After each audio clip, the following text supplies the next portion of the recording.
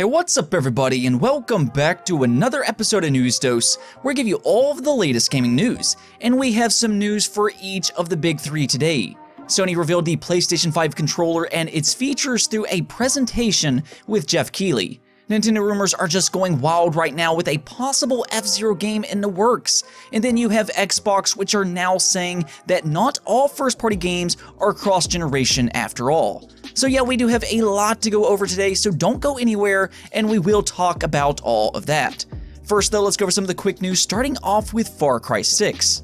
So this is one of the more surprising news pieces because when Far Cry 6 was announced last week at the Ubisoft Forward event, one part of the box art really stood out, and that was that the Xbox One and the Xbox Series X would be the only consoles to run Far Cry 6 at 4K Ultra HD. Yeah, so if that's true, the PlayStation 5 would not run Far Cry 6 in 4K, which is a little bit surprising. So fans have been very curious about this ever since, and one fan actually asked Ubisoft support on Twitter if this was indeed true, and they responded that yes, the Xbox One, which I assume is the Xbox One X, and the Xbox Series X is the only consoles to have 4K with this title. And at first that is very shocking because why would the Xbox One X be able to do 4K and not the PlayStation 5? Well, there actually is a very reasonable answer here, and this is something that we have talked about in the past. The PlayStation 5 and the Xbox Series X version will be doing things like ray tracing, higher textures, hopefully higher frame rate as well, shadows, and you get the point. These versions will have better graphical options than the Xbox One X version, so it would be easier to run 4K on the Xbox One X as opposed to next generation consoles. On the other hand, this may be the first game announced where we are seeing a visual difference with a multi-platform game on the PlayStation 5 and the Xbox Series X. The Xbox Series X, of course, has a more powerful video card, processor, and has more compute units to deal with ray tracing, which is incredibly demanding, so we will see a difference like this next generation, but to see a big third-party game already showing a difference before each console is even out may be surprising to some people. With that said, this statement was made by a Ubisoft customer support account, and maybe they're confused themselves, but as of this moment, it does sound like the Xbox Series X version will be running at a higher resolution than the PlayStation 5. And speaking of the PlayStation 5, Jeff Keighley did a short presentation today of the PlayStation 5 DualSense controller. The first thing that immediately stands out with this controller is the size of this thing, and he did show it side by side with the DualShock 4 controller, and it is significantly bigger. I guess Sony just wants bigger products next generation, but he did talk about a few of the features for the controller while playing Astro's Playroom. Nothing was too surprising, but there is a lot of cool tech in the DualSense controller. It has that touchpad that's similar to the DualShock 4. You can also blow on the controller to add wind into games. You also have adaptive triggers, which basically means that you can pull the trigger to have different tensions. The best way I can explain this is, let's say you're pulling back a bow and an arrow. Well, if you were to only pull on the trigger halfway on the PlayStation 5, then the bow in the game would only be half pulled. Now that is actually pretty cool. This is in other controllers, but I really like seeing this in a first-party controller, and it has potential to be very beneficial in several games. So there is some pretty cool tech here in the PlayStation 5 controller, and they even have those speakers that the PlayStation 4 controller has, but it does seem like they're going to be better this time around. For me though, I just want to see how comfortable it is. That's the most important thing to me. For me personally, I thought the most exciting part about this showcase was seeing Astro's Playroom. I loved Astrobot on the PlayStation VR headset, and I personally think that is one of the best 3D platformers ever made, and Astro's Playroom does look really good.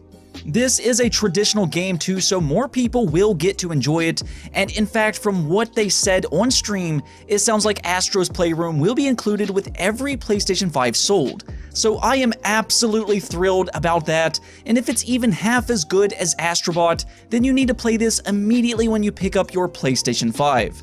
Moving on though, Nintendo rumors have been going crazy here recently. Of course, Paper Mario Origami King just launched today, and I hope everybody has been enjoying that. But yeah, so there has been a big rumor about a new Nintendo Direct coming next week. It seems many people have pegged this event to be on July 20th, but unless they announce that today, that's unlikely to happen.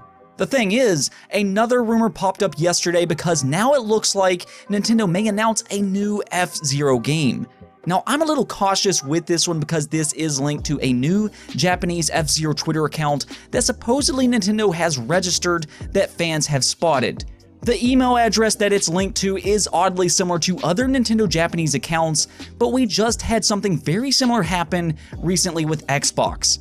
There was a few Twitter accounts that popped up online ahead of the big Xbox Series X event with Perfect Dark and Fable.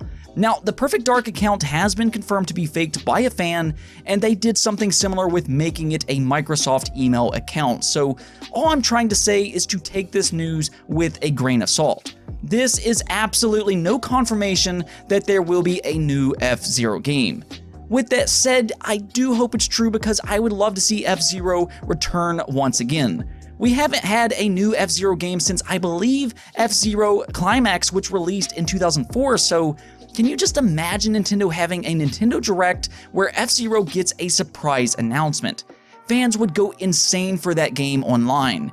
I mean, I know it's not nearly as popular as some of their other franchises, but F-Zero does have a pretty dedicated fan base, and I do think it deserves to see a return.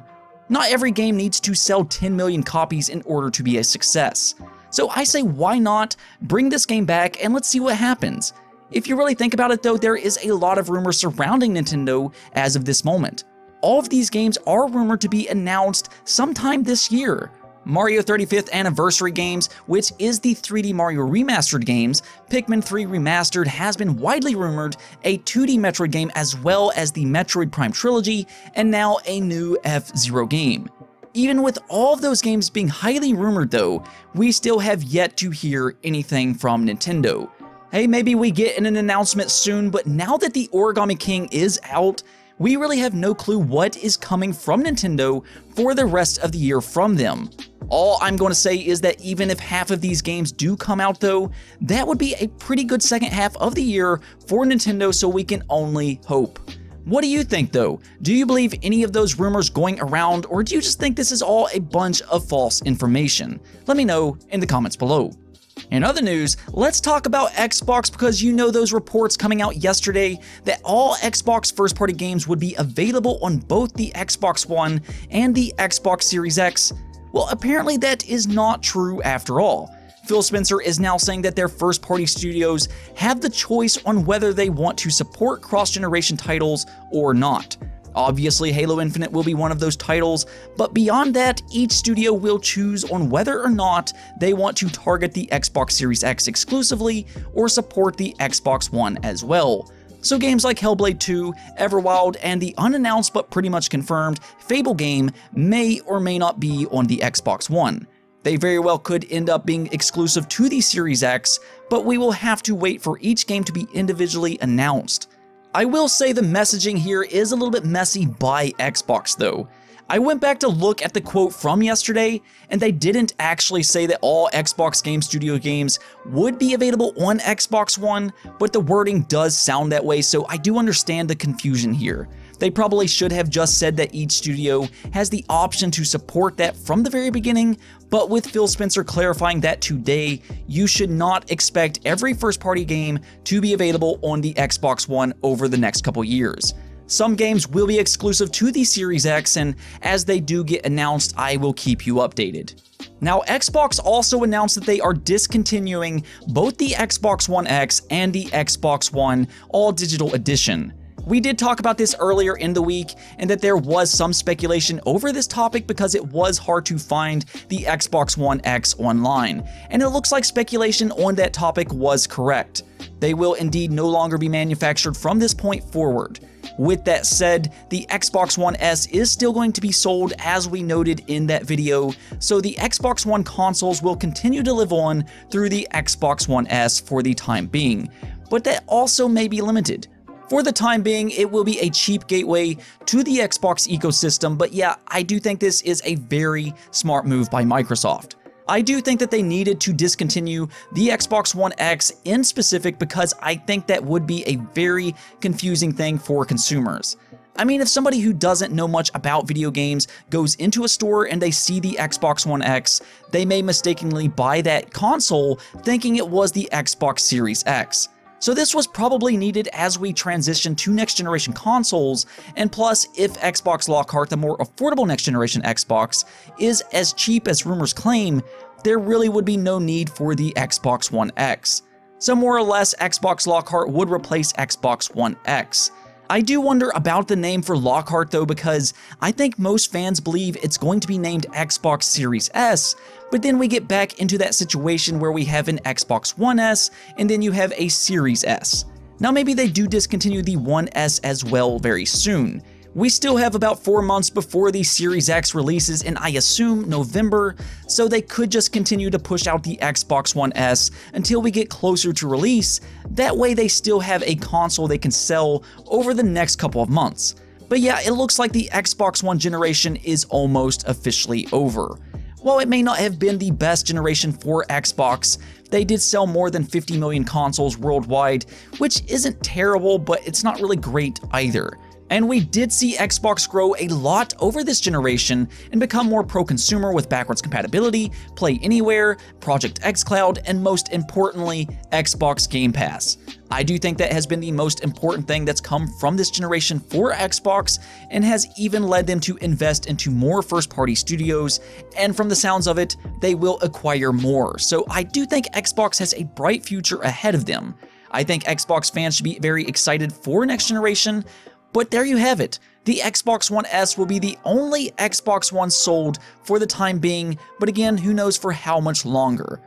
Anyways though, that's it for this video, but if you liked the video, don't forget to hit the bell notification and subscribe button for more content just like this. Also, if you want, you can support the channel on Patreon, and any support is greatly appreciated.